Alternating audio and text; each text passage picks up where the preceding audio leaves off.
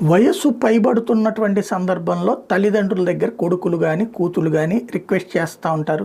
వాళ్ళు అప్పటికి పిల్లలు పుట్టి వాళ్ళకి చదువులనినో, లేకపోతే కనుక ఇంటి అవసరాల కోసమో డబ్బులు ఇబ్బంది ఆళ్ళు సంపాదించేది చాలక మీ దగ్గర ఆస్తి ఉంది గదా! మాకియ్యండి.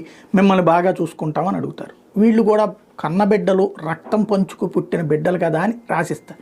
ఇచ్చిన దగ్గర నుండి వీళ్ళు ఆస్తి లేని వాళ్ళుగా, వీళ్ళు ఆస్తి ఉన్నవాళ్ళుగా అవుతున్నారు.